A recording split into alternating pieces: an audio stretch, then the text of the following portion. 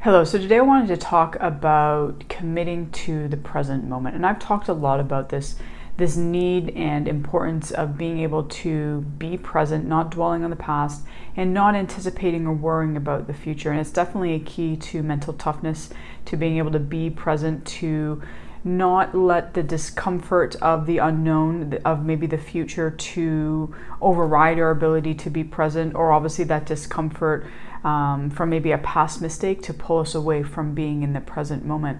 And one of the ways that we can help ourselves to be more present is to make sure we do have formal self-reflection time. And this is really important because we do have to address some things that have happened within our performances, within our practices, looking at things that we've done well, things that we need to improve on, how we need to improve on them, how we can become better. And so obviously if we have kind of carved out and started to create a routine around formal self-reflection time, in the moment when we maybe make a mistake or our mind starts to, wander into the future, we can kind of think about the fact that this is not the time and place. We have a time and place that we are going to do these things about reflecting on either the past or the future.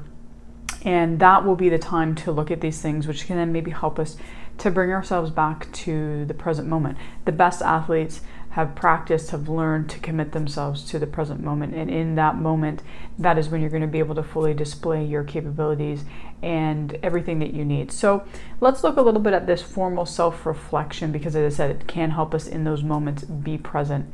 So this can look a number of different ways, but usually it is through asking ourselves certain questions. And so even today I was looking and talking to one of my clients about this, and there were a couple keys that we were looking at that he needs to think about with his self-reflection.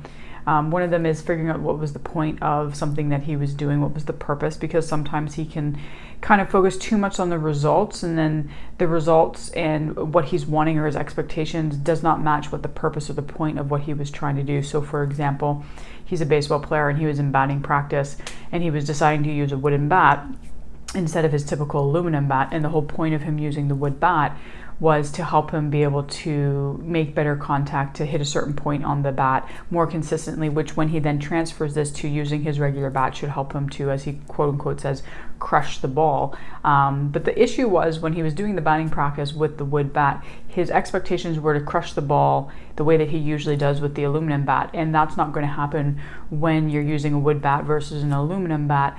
And that wasn't the point. The point was not to crush the ball in the batting practice. The point was to use the wood bat for a very specific reason, to help his batting, so that when he now transfers this to his regular bat, he's going to obviously make better contact with the ball. And so we've had to learn in different ways to help him to be able to do that, but that's an example for him. So in his self-reflection, he needs to reflect on, is my focus on, kind of, did I do well or not well?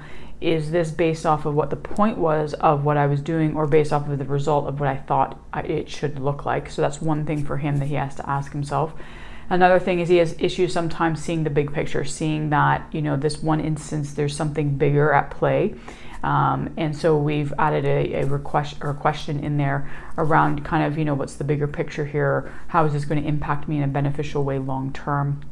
And then we're also asking a couple questions of, what did he do well? Why did he do well? Why did he do it well? Or how did he do it well? Same with what needs improvement? Why does it need improvement? And how can he improve on it? And kind of tackling both sides of the equation of understanding that it's important to not only focus on how we can do better, but also focus on what we've done well, to learn about what we've done well so we can have a better chance of replicating it moving forward. Now, we're also doing a little bit of, I would say, pre-event reflection with him as well, where really helping him to think about, before he enters into a situation, what is the point of this? What is the purpose of this? And I think I do this a lot with my athletes, because I think a lot of people don't look at this and they're just focused on those results. And then when they kind of are reflecting after their practice or games, right, and the results maybe aren't what they thought they should be, even though really that's not the point of what they were doing. This can be, hard for them sometimes and get them really kind of in that negative self-talk, or, if they end up not thinking there was a point to it other than the results. So if the results aren't there and then they think there was no point to what they just did, that can also be a little bit difficult for them. So in this instance, this person is also going to, focus on, prior to going into the event, like, what's the point of this? Is the point to crush the ball, or is the point to start to train myself to make better contact with the ball, so that he starts to learn where his focus needs to be and what his goals are, more process-based than result-based. So that's just an example of some questions you can ask yourself in those formal self-reflection times.